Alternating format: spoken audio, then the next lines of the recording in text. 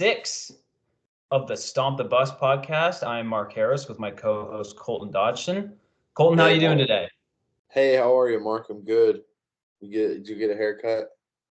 I did not get a haircut. I got a hair trim and got a little thinned out at Great Clips. Oh, Rolling okay. large over here. Yeah. Well, you look handsome. Thank you. You look handsome as well, Colton. I like the little 5 o'clock shadow you got going on. Yeah, The it's under one of my chins. Is it under one or just both? All right. It just depends on what hair you're looking at. This is kind of tucked under both. This one's only under the first one. It all just depends on which patch you're looking at. I feel that. Yeah. What you got big plans for tonight, Mark? What are you up to? Tonight, probably just gonna go on a run, get packed. I'm going back to Washington for the weekend, so excited about that. Ooh, Yeah. nice, Mark. Good for you, Yeah. buddy. I know. All right. Well, anyway, What a we got a little bit of ASU conversationalist you football. are. What? I said, what a conversationalist you are. All business, this guy. Well, okay. What are you doing this weekend? Yeah, that's usually how conversations work, Mark. Not that I wanted you Usually. to ask me, but I honestly don't have many plans. I'm probably gonna watch a lot of preseason football, and then realize how terrible preseason football is when I'm like 0-7 on my bets. Yeah. I was listening to a Seahawks podcast earlier today, and they were talking about how they're actually like excited about the preseason. They were going to watch the game really closely, and I'm just like, man, like I just can't. That's the effect that the offseason layoff has. You just want It to see does. live football. That's why, like, I was watching. I got a little action on the Titans Ravens game. Oh, And I okay. honestly, because the Ravens, I've been told, and I haven't gone back and checked this because I don't even know how you can, nor do I want to spend the time to even attempt it. But the Ravens are supposedly 18-0 in their last 18 preseason games, which is That's crazy. for what would that be, like 5 or 6 seasons? Yeah. And for whatever reason, I thought it was the inverse. I thought they were 0-18. So I bet the Titans because the Titans were like plus 180.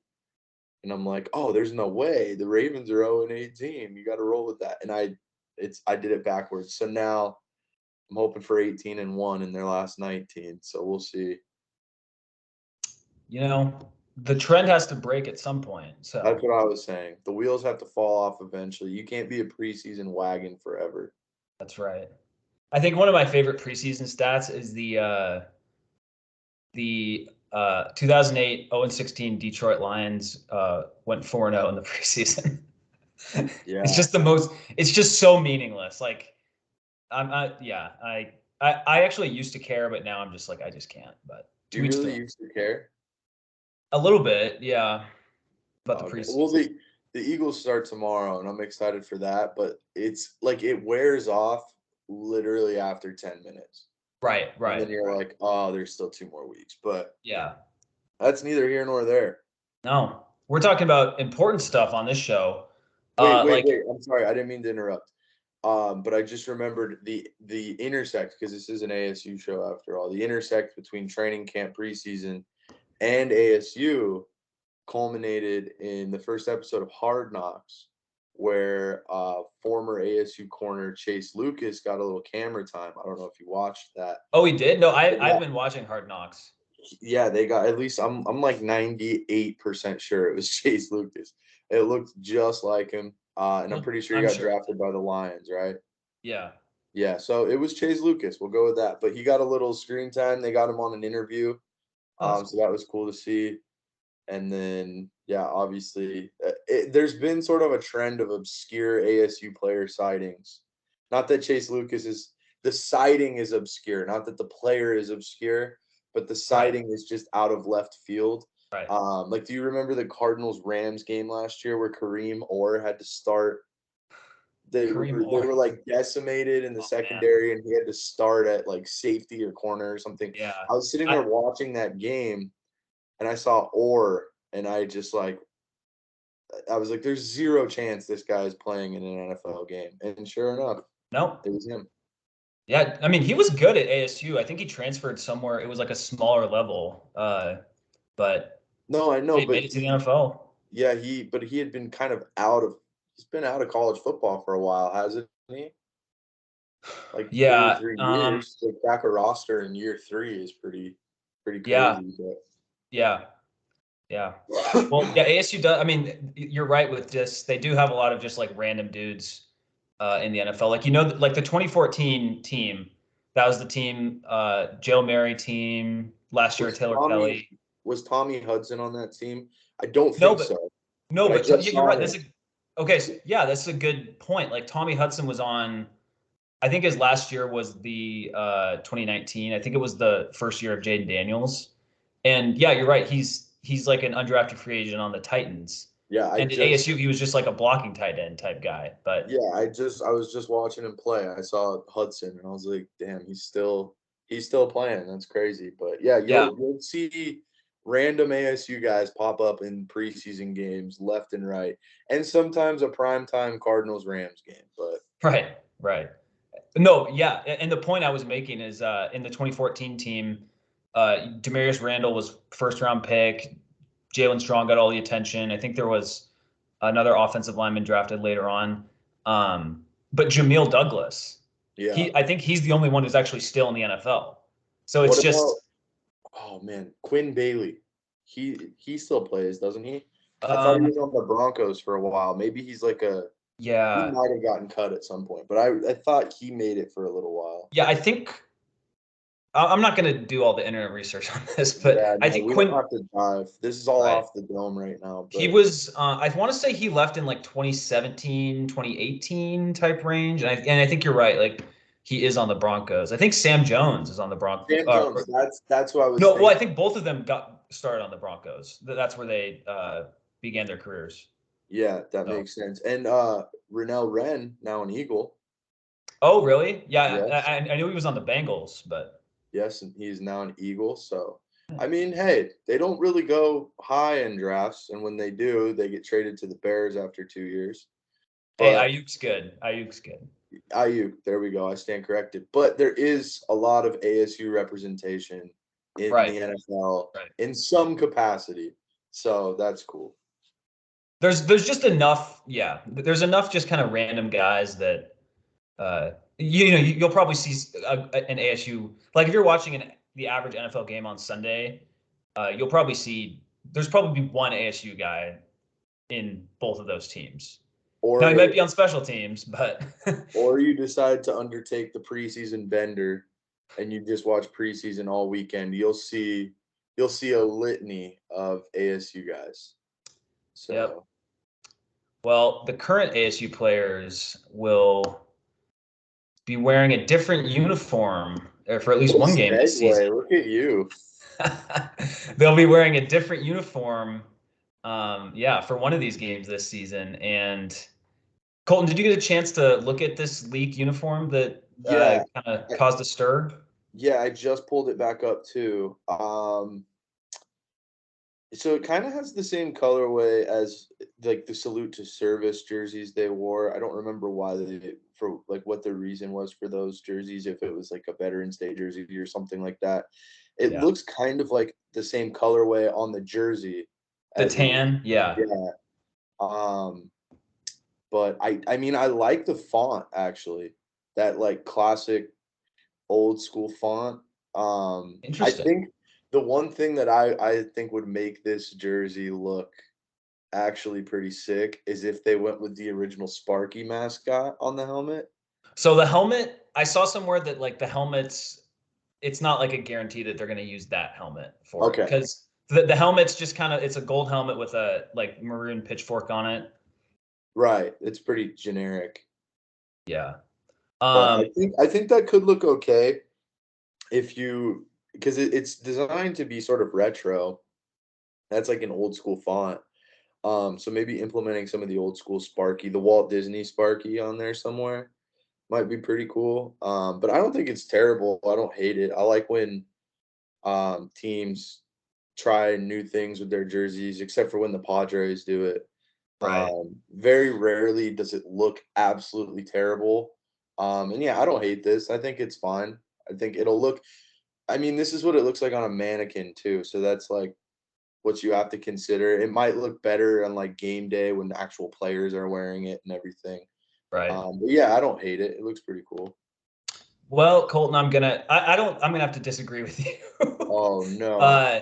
I don't absolutely hate it, but I just don't really like it at all. I'm trying to screen share here. Oh yeah. Wow, you And can do yeah, that now. Look at you. I've got Saturday Out West pulled up, and this tweet from at ASU Uniformity on Twitter. This guy does a lot of good stuff. So what I really don't like about it, I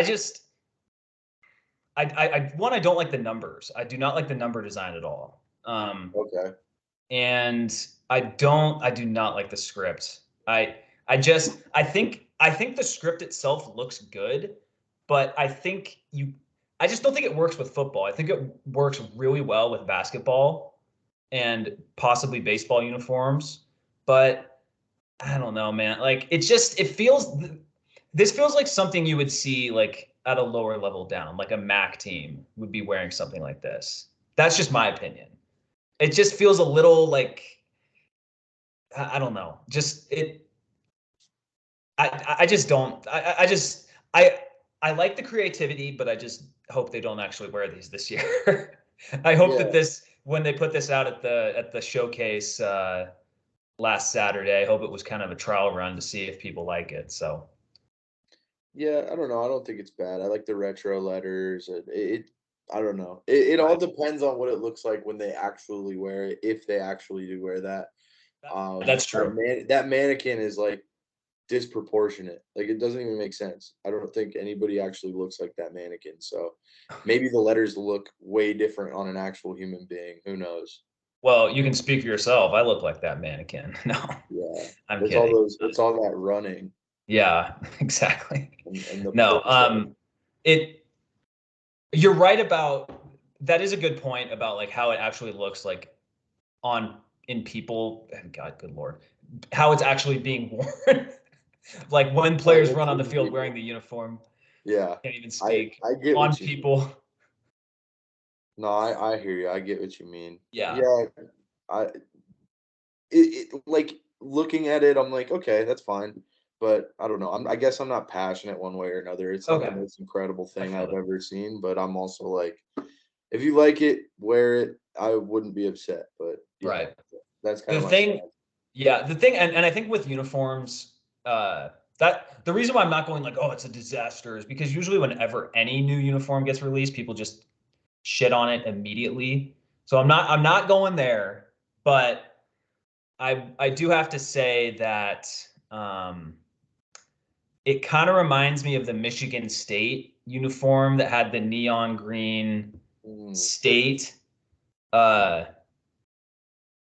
up in up like on the chest. You know, it yeah. just it was No, a I know what you're talking and about. And those were those horrendous. still don't look good. Yeah. No, So those are absolutely horrendous. You don't mix dark shades green. of green like Yeah. that. You know, like that, I don't know who signed off on that, who thought it would be a good idea. These, I will say this, these are nowhere near that. No, they're not that. It's They're not not. like, yeah, But they did yeah, remind me of it. That I'll say. those unis are in a league of their own. Those were absolutely terrible. Yeah. The only thing I'll say is if for whatever reason they wear the the tan uniforms with the script over the chest and it turns out to be like they win a game unexpectedly, like for whatever reason they wear them and they host Utah and they beat them or something, then sure, put them in rotation if they're the lucky uniforms. Oh, you're And one of those guys. You think that's a thing? I do until it becomes proven not true. It's only crazy if it doesn't work. You're one of those Exactly. guys. Yeah. All Um, right. But and here's the other thing with these uniforms that I don't ASU already has so many like incredible uniform combinations, you know? Yeah, Like the ones they wore last year at BYU with the black uniforms with the gold helmets, I those like those. And those were they have sweet. like the state flag across the chest. Yeah, but it's not overly done Yeah, either. It's not it's like overly very done. faint, but you can Yeah. see it's there. It's just like kind of like a cobalt color. Yep. Yeah. And then anytime they wear just the maroon jerseys with the gold helmet, whether it's got the Sparky or this fork, those look great. Like the maroon uniforms always look good. I do like. I believe you're talking about the ones with like the original Arizona State script on them. No, I'm not. No. I'm just. But those look great too. Like those are the ones I versions. really like. Yeah, those are great have too. the old Sparky on the helmets too, right? Yeah. No, those are great too. Yeah, exactly. Yeah. Yeah. I I think was that just one talking might be about, my favorite. yeah, those are pretty. No, I was just talking. Just any maroon uniform, like kind of even just kind of the newer ones that they wear. Obviously, like the Desert Fuel ones, those are sweet. Mm-hmm. And then even ones that personally, like I didn't like last year when they wore the all gold uniforms, and they had the little, I think they had the little Arizona flag on the shoulder. Mm-hmm. Personally, I thought those were like fine, but people really like them, like way more than I thought they would. Like even people who didn't even don't care about ASU. So Yeah, I'm hey, if trying people to like it, remember which ones those are. I'll pull a picture of those. Okay, because I remember most of them, but they have so many in the rotation, like year after year, that sometimes they blend together. But yeah, I like when they go with even like white jerseys are pretty sweet. Those are the Desert Ice ones, right? Yeah, the white jerseys are sweet. Yeah, I like those. Yeah, they usually do pretty well with the jerseys. I mean, Yeah. they haven't So had a Michigan State level atrocity yet. no, not yet, but Not yet. There's still time. so yeah, this is from trying to find the uniform. You know what? I'll just go to the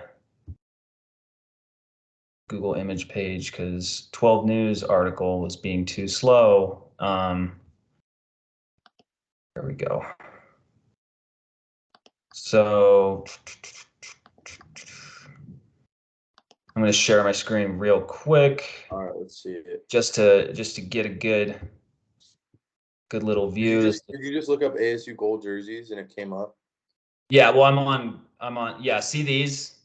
Oh yeah, okay. Yeah, I know what you're talking about. like I think Yeah, these they're solid. I yeah, think the those are helmets are really fine. But sweet. that white one to the left Right in the here. middle, yeah. Yeah, Anytime they do like a white jersey, that the froze yeah. gold right below it. Froze I think gold. it's Eno right below it with the 3. Well, this might be Rashad from last year, actually, Rashad White. Oh, okay. But anyway, yeah, those gold ones look good. Those are clean. I like those ones. Yeah, and that's my point of, like, honestly, I'd be fine if Arizona State just didn't even have a new uniform. Like they have a lot of really good uniforms that people like, and Yeah, so you gotta mix it up sometimes, but there's enough in the rotation that exactly. they've got some good options, and at least they'll look all right when they go 7-5, 8-4. Hey, sign me up for 8-4. That'd be Yeah, great. maybe that was a little optimistic. See, I did that as like a dig, but 8-4, everybody's like, For oh, this individual season yeah, is 8-4 is a good year. No, I didn't mean that. no. Yeah, That's why we're gonna need Carter Brown for that. That's why I brought up the kicker last week on the player to yeah. watch. Mark's a big If special teams guy. special teams. Mark drafts his fantasy kicker in the 8th round. That's what he does. It's Justin Tucker, okay? It's worth it. Yeah. But I just wanted to go over that. It generated a lot of buzz on the old social medias. So Yeah, no, it looks all right. I don't hate it, but Mark hates it. Mark wants okay, him if to you had set to, fire. let's just Mark wants him to set fire to it immediately. Immediately, yeah. Let's just end it on this. If you had to rate it 1 out of 10, 10 being incredible, 1 being bad, like really bad, what would you give it? I'm glad you explained that 1 is really bad and 10 would be incredible. Well, sometimes people have 1 at the best and 10 as the bottom. So who has ever done that? People have done it before. I don't know. Yeah, right. I wanted to be clear. Never happened. You live in a fantasy land where those metrics are flipped on their heads. I know what you meant. Okay, 1 out of 10. I'm saying it's like a 7. 7.5, something like that. It's fine. Okay. I'll give it. I'm a little bit of a harsher grader than you. I'll give it a That's 3. all right. Yeah, that's really low. Well, okay, I would have the Michigan State as a 1. Okay, but still, you think it's only 2 steps up from that Michigan State jersey? Maybe a 4. Okay, all I have right, it solidly below average. How's that? Maybe that's not. fine. Yeah. Okay, so where would you rank those Padres City Connect jerseys? Were those the neon ones? Yeah, they're like pink and green. Here, let me look at the. If Michigan State's is a 1, it has to be below that. It's Oh, got to be ooh. negatives. So, It's do you like the Michigan State ones more than the neon San Diego ones? infinitely. The neon San Diego Padres jerseys are one of the worst things I've ever seen. Yeah. I like these ones a little better, but I give them a 2. What do you get? So you give Michigan State a 1 and the Padres jerseys a 2. Yeah. Those are on the Mount Rushmore for worst jerseys of all time. Well, they could still be there, be on there. Yeah. Now I'm off on another tangent thinking about the worst jerseys Well, of all time. one jersey hot take I have is, the teal Detroit Pistons jerseys from like the mid 90s. Yeah, the ones that they went back to. Yeah, the ones, yeah, they're trash. They're You don't like they're those? not good. And the Pistons, it's another thing. Like the Pistons, you don't need to change your uniform. Like they have a unique look, and they've also never won any championships wearing those. They've either won them wearing the original ones in the late 80s, early 90s, and then the kind of original ones in 2004. So like, Yeah. I don't know. They kind of look like the Vancouver Grizzlies jerseys a little bit to me. Right. Those are way better than the Oh, Pistons yeah. ones. So. Well, and the difference is if you're gonna make a jerseys change, like, and you're changing what it is, don't change the color like 100%. Well, you know what they do now is they change it like every year. Well, yeah, I get it because they want to sell every alternate jersey people want to buy, and so they can make more money off that. Like, I get Right. why. So it's their alternate for this year, and then they'll probably come up with something new next year. So that's what the NBA is doing now with like those City Connect jerseys. They just kind of switch it up every year. I mean, I like them. I like the idea of City Connect jerseys. I just don't like that individual one on the Pistons. Yeah, and teams like the Padres shouldn't be able to have free reign because then they just abuse it. Well, and with the thing I don't like about those Padres jerseys, it just feels like kind of a ripoff of some of the Miami stuff, whether it be the Heat or the Marlins. It's San Diego. It's not Miami. Exactly. It's not a Miami Vice jersey. You know what I'm saying? Right. Like, make it Anchorman themed or something. Yeah, that would have been cool. Make them play baseball in like suits and say it's a City Connect jersey. That would in a 70s news anchor suit. Yeah. That would be great. Like a 3-piece suit and they play baseball. Yeah. Well, we're going to shift off that topic for a bit to go to a little interesting article that was written this week by Doug Haller on The Athletic. And it's pretty simple. He just talked to Michael Crow on Tuesday, and Crow said that the NCAA has yet to complete interviews with Arizona State coaches and staffers relating to the ongoing investigation. So we're still stuck in this. This investigation is just going to drag on, it seems, and the NCAA is moving at glacial pace. I'm glad the season is coming up because otherwise I would be much more upset at this article. Like, I'm glad that there will be real football being played within a few weeks because seeing articles like this, it's not good because it's just going to continue this long investigation that's hurt the program. Yeah, I'm just kind of reading through this. And if they haven't even spoken to every coach, NCAA has not yet interviewed all football coaches. Right. You said it, they're moving at a glacial pace, and it's like, at what point is there even going to be a resolution? Or if I'm not mistaken, it's kind of a process where they decide that something wrong was done. Yes, they did do this. And then is there another phase where they decide on discipline? or is it all kind of like, yeah, they did this and this is the punishment? Well, I think they're just gathering as much information as they can at this point, and then once they have it, then that's when they would levy the punishment. Right. So, but Yeah. what's the timeline? One, on the investigation, and then Well, I don't know. two, on them find that. But that's what I'm saying is Yeah. like this investigation is taking forever, just the investigation. But what's it going to look like when the investigation concludes and now the NCAA has to levy some sort of punishment Right. based on what they found? How long is that going to take them? Exactly. So I don't know. Right now, the NCAA is still like the authority of college football. Right. It's more fleeting than it's ever been. But when we say NCAA investigation, like that still holds a little bit of weight. That's why this is kind of hung over the program. But it's not crazy to think that in 1 or 2 years, when this investigation could very well conclude, what is the NCAA going to look like at that point? Is it still Yeah. going to be the sort of authority that we view it as when we're talking about this investigation? Or is this going to become something where the conferences and because what is the role of the NCAA really, especially at this point when Well, for um, football, there's no role. Like that's their what I'm role is saying. setting up tournaments for other sports, basically. Yeah, exactly. Like there's a committee that decides on the college football playoff that is completely separate from the Yep. NCAA, right? The college There's football playoff itself as an entity is separate from the NCAA. That's what You I'm know? saying, Yeah. and the bowl committees, all of these things have nothing to do with the NCAA. The conferences are their own entities. At some point, the NCAA is going to falter, and it might sound crazy, but it might very well be a race between how fast can they levy punishment versus how fast are they going to start to collapse. Right. Yeah. So we could very well see those two horses neck and neck down to the wire. Yeah.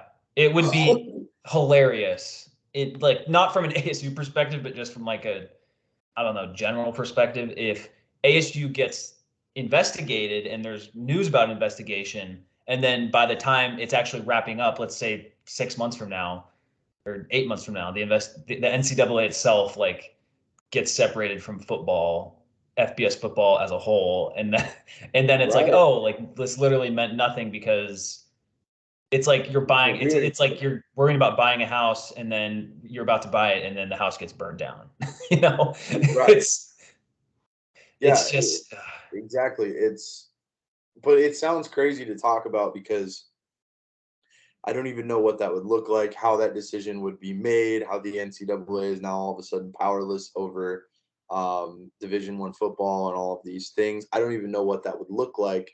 But this is a very crazy era in college football, and it seems like we're trending towards something where some sort of situation where there's going to be sort of a paradigm shift and we're going to see power change hands dramatically.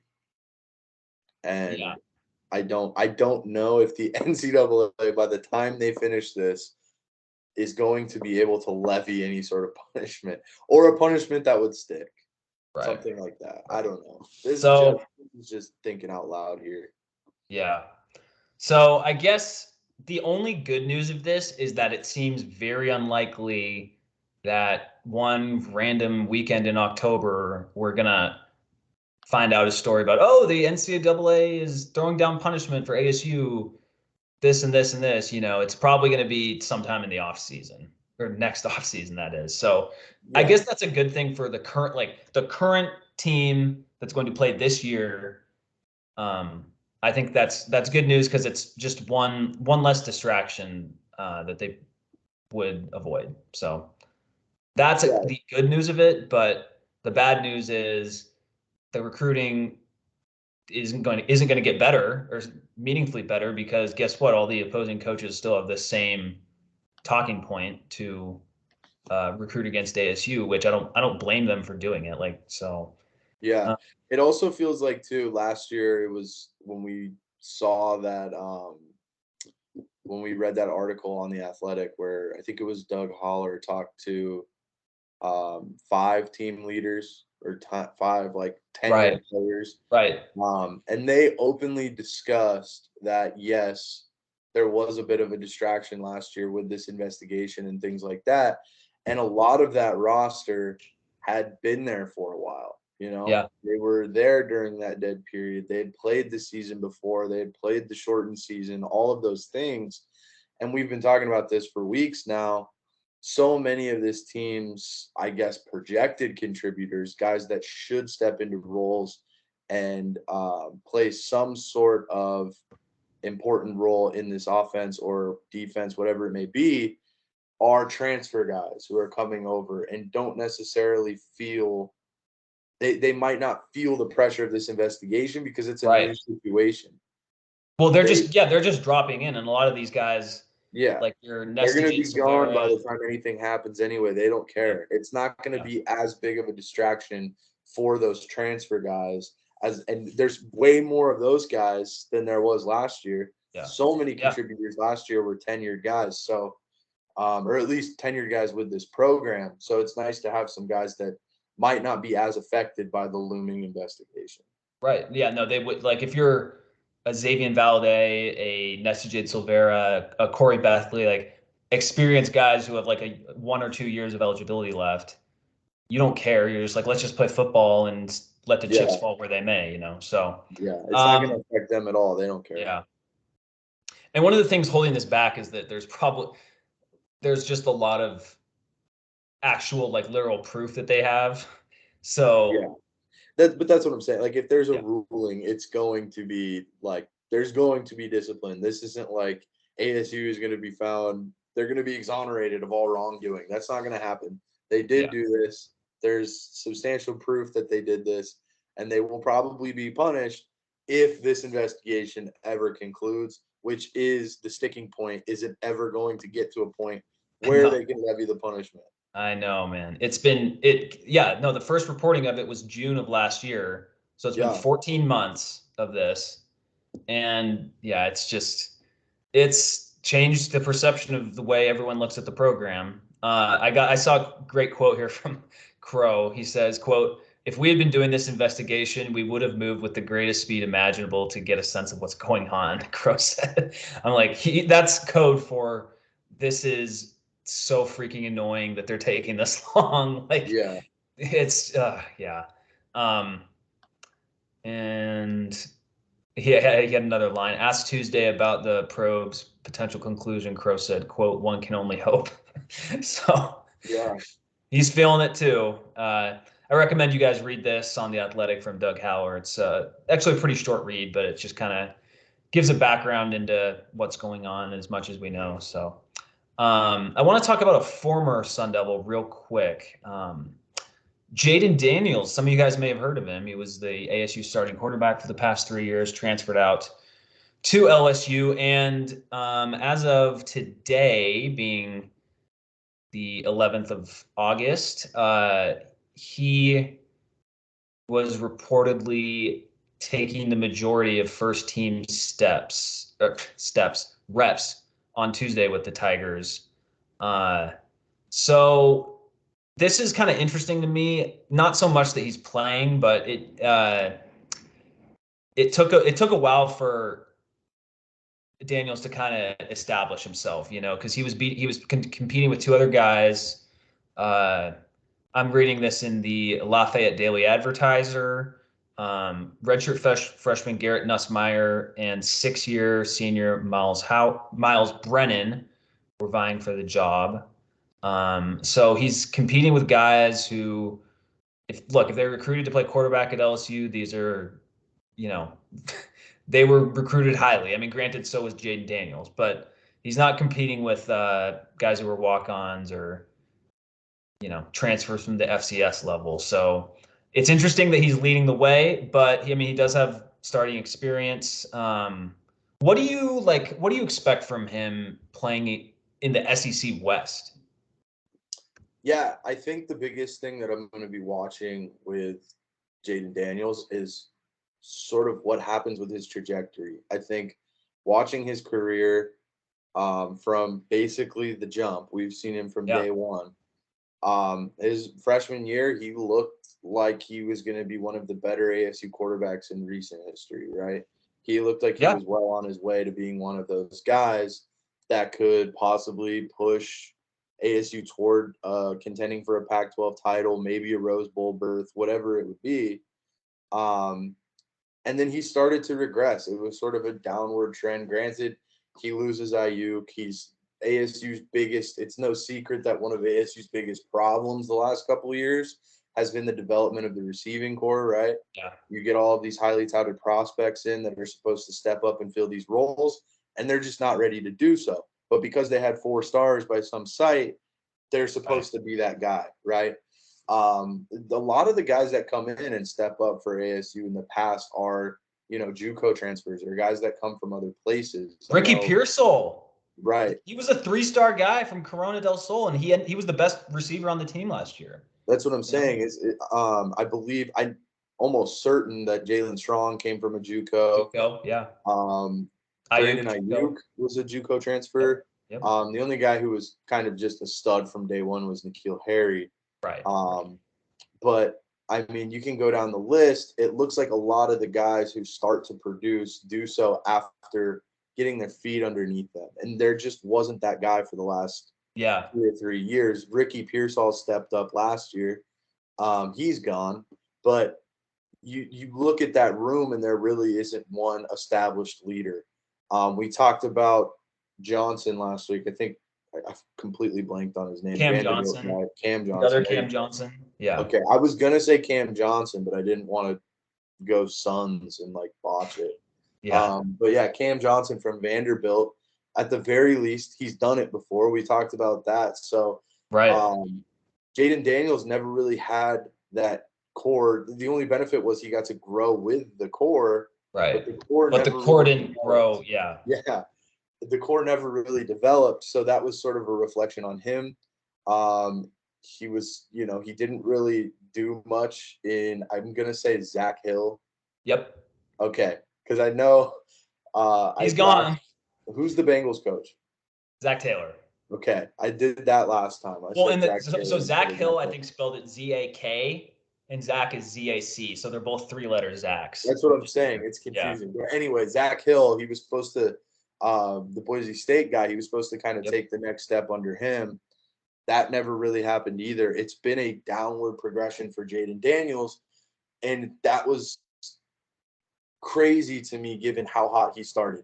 But I am of the belief he had some accuracy issues last year. He missed high on a ton of throws. The deep ball didn't have very great touch either. He just seemed off all year long. How much of that is just talent? I don't think it's very much. I think he's a talented guy, and I think maybe a change of scenery is going to, in an established, well, I guess they're a little uncertain at this point with, LSU is one of the more uncertain programs recently in the SEC, but an established culture at the very least, LSU, the SEC, all of these established traditions and things like that. Going to that opportunity, winning a job again, maybe that. Well, he hasn't won it yet. Well, if he does, I'm saying if he does win that job and he is the starting quarterback, winning that job, proving himself, knowing he can do it. I don't know. I hope it revitalizes him. I want to see him get back on track because there was a point in time where a lot of draft guys and draft Twitter and all these other places. We're talking about Jayden Daniels as a possible first, second round pick somewhere in that range. And that stock just plummeted. And that talent didn't disappear.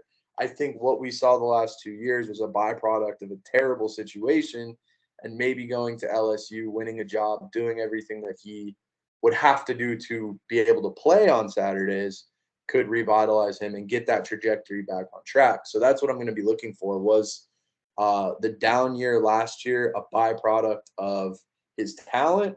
Is he just falling apart? Did he just play way over his head the first year?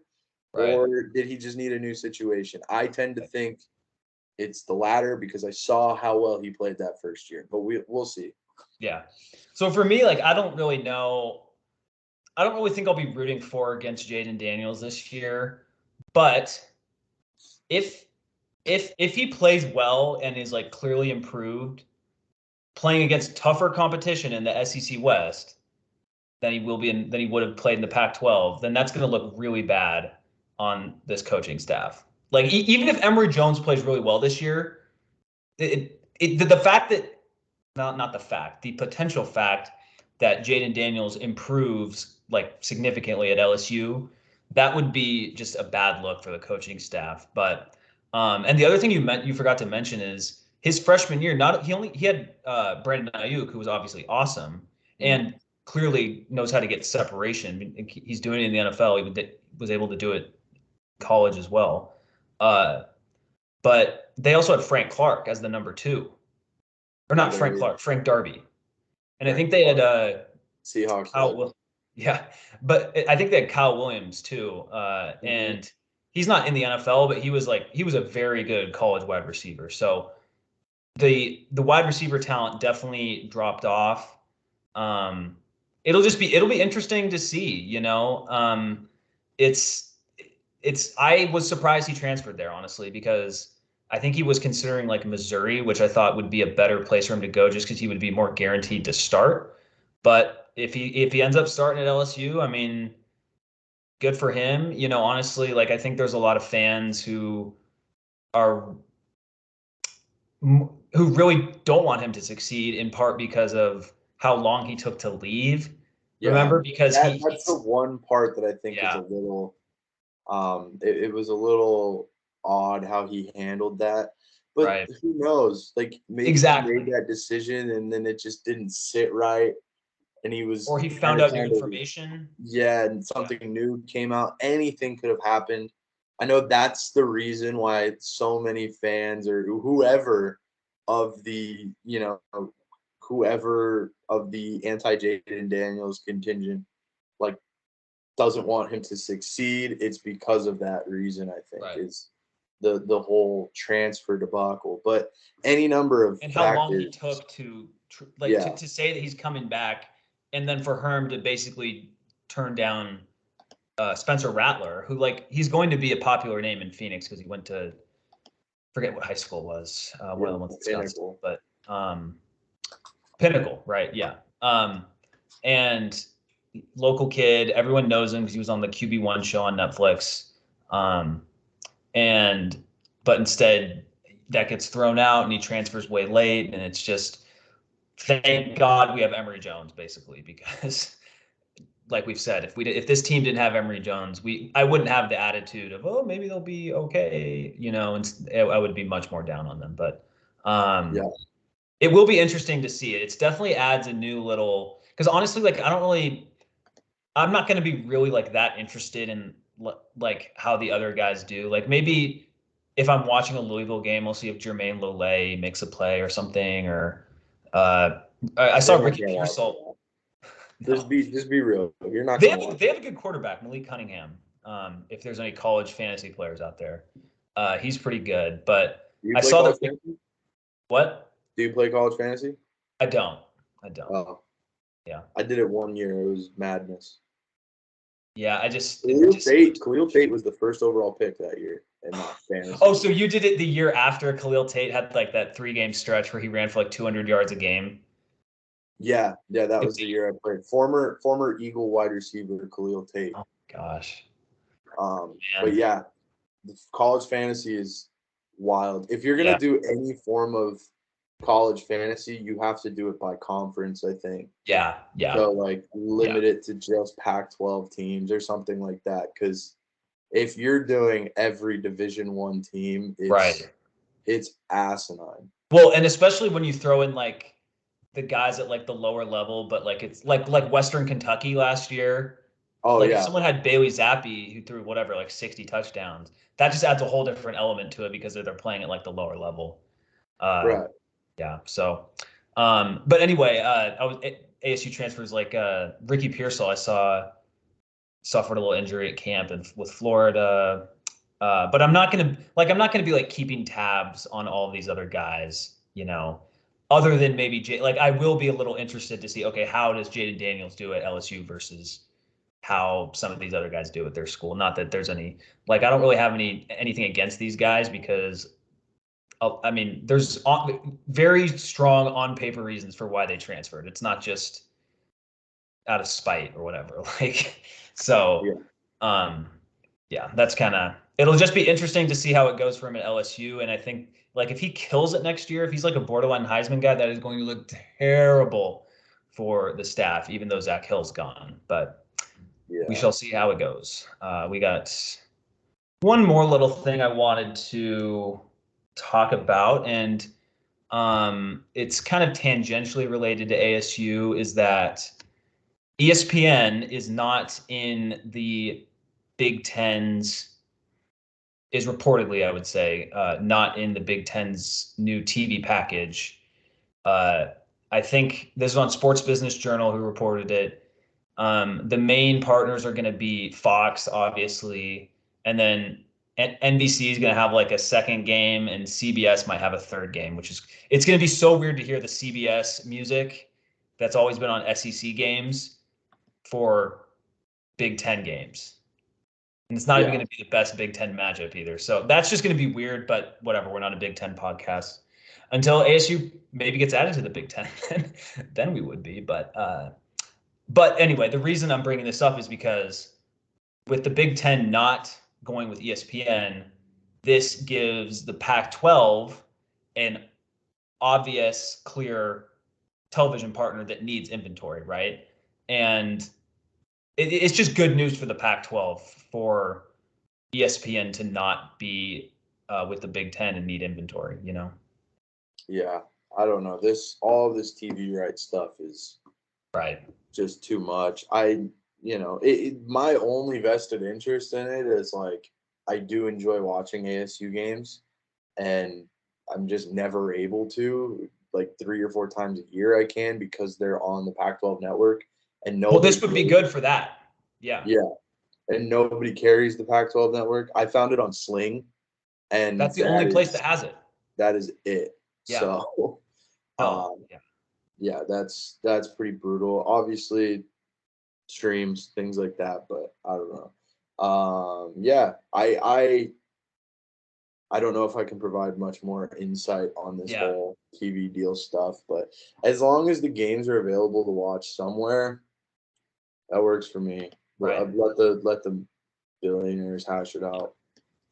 Yeah, and I just wanted to bring it up because it's just it could affect where ASU goes if the Pac-12 didn't have a potential, and maybe they won't get a deal done with ESPN, although I think they would. But if it was some different type of news, and maybe it's like, oh, this could mean we're going to the Big 12 or whatever. But the one thing about being on ESPN, though, that one of the Pac-12's like selling points for getting a decent TV deal is the fact that they have these late night games. And so this could result in a little bit more late night games for ASU. And the reason why those games are valuable is a lot of people say, oh, people on the East Coast can't watch them because it's so late. And they're right. But if it being on ESPN, no matter what time it is still a good deal because there's no other competition, right? Yeah. So game on, right. And like, look, the games that are played in like a half-empty sports bar, on the East Coast at 11:30 at night on a Saturday, if that place has all ESPN games on, they still count as watching it, So people don't go to bars till midnight on the East Coast, so that's the only reason it's half empty. It's a different life. Yeah, they hit the pre-games hard out there. Well, don't a lot of the East Coast cities have like 4 a.m. closing? I know that Chicago has Buffalo does. When I went to Buffalo, those bars were open till 4 a.m. It was pretty crazy. And Buffalo is not even really East Coast. That's like, well, it's Eastern time zone. Yeah, it is the time zone. It's like fringe Midwest almost. Yeah, that's true. So it was the first time I had ever been in that time zone for like the night games. Okay. And we went to this neighborhood. I think it was Elmwood. I think it's called Elmwood. In Buffalo, and we're just hanging out, going to different spots, doing whatever. I was out there visiting a buddy, and then the night's like winding down. We're at our last spot, everybody's kind of running out of gas. Yeah. And you look, it literally feels like, okay, we're getting to a point where, like, I don't know, we kind of want to call it a night. It's been a long weekend, whatever. And then you look up, it's like 9:30, 10 o'clock. We've been at it all day, and the game is kicking off. And it was like one of the most surreal moments because it's like those games don't end until midnight over there. Like, or even later. yeah. If it's a 7:30 kick Pacific time, games often go over 3.5 hours. Especially if it's like a high scoring game. So yeah, it was crazy because we went to the Eagles-Bills game, and that was a 10 a.m. Like on the West Coast, it's a 10 a.m. kickoff. Right. But over there, you're getting up. It was crazy because it was Halloween weekend. So, and over there, I guess in Buffalo, they just rent school buses to like go to the games. I love it. So they rented a school bus, and everybody was like pulling themselves up off whatever floor they woke up on in like still Halloween costumes, getting on this bus, just throwing like OJ jerseys over like whatever clown suit. costume. Yeah. Just throwing an OJ jersey on over it. The OJ jersey is very popular. But throwing whatever. He was a great running back. He was an excellent Buffalo Bill. One of the most underrated, like best individual statistical accomplishments in a season is OJ rushing for over 2,000 yards in a 14-game NFL season in the 70s. Yeah. That is crazy. So like, there's a ton. It objectively is. He's a bad guy, but he is. Yeah. Hell of a Buffalo Bill. But yeah, they all just pull themselves up, throw a Bills jersey on, get on this school bus, get their fresh pack of Marlboro Lights cracked, and just so many. Like Bud Light is just called like Blue over there, and everybody brings their own like 30 pack of Blue, and it's just a party on a school bus. Then you get to the stadium. It's still like you get to the stadium at like 9:30, 10 a.m. The game doesn't even start till 1. Right. And the Bills Stadium, it's a little bit like Lambeau Field where it's like out in the burbs, right? Yeah. You're driving through like a suburban neighborhood, and then it's like grass field and like a couple bars that are just packed, and then a huge stadium. And you just go all day. But yeah, the game doesn't start till 1. Afternoon games are 4. Night game is like 9:30. Yeah, that would be bad news for young me growing up trying to watch late games on a school night on Sunday. Grew up on the West Coast, so didn't have to deal with that. I know you were always in bed at a reasonable hour. That's right. That's right. One thing I did want to talk about in relation to Pac-12 games being at night. Do you what are your thoughts on ASU playing games at night? Because there's a lot of people who don't really like it when their favorite Pac-12 team is playing late at night. But for me, I don't mind it. Granted, I don't have kids. I don't have a bunch of responsibilities and stuff, so it's a little different. But I think for ASU, it's a little different early on in the season too, just because of how hot it is. But once it's reasonable, I think a lot of people like having day games. What are your thoughts on that? That's a tough one because there might be more. I have had a lot of negative things to say about the recent state of Tempe lately, but I remember back in the day, a 1 o'clock kickoff at Sun Devil Stadium and going to Mill for all of the watch parties and being there before and after the game was an incredible day. Regardless of what happened in the game, those days were always the greatest days. And I still kind of feel like watching the day games it's so much more fun watching the games during the day. You still have, I feel that. everything you're doing before, during, and after ahead of you. Whereas depending on what you like to partake in, having a game at 7:30, 8 o'clock, you might be running out of gas a little bit. Right. And you might have already gone through the whole gambling budget or whatever it is. Yeah. So you're going against the responsible gaming parameters you set for yourself at that point. You're maybe no longer, because everybody does that. You're no longer, the presence of The energy mind, is sapped. the presence of mind has decreased significantly. So that's my only beef with it. It just depends on where you are in your life, I think. If the football games are like a party for you, which they were back in the day, definitely, and still tend to be from time to time, then day games are the way to go. But there's some fun in night games too, depending on the mood that you're in. I would prefer a day game, but I'm not like every game should be during the day. I like a change up here and there. Yeah. Yeah. So for me, I think the best time for a game is like late afternoon, like 4 o'clock.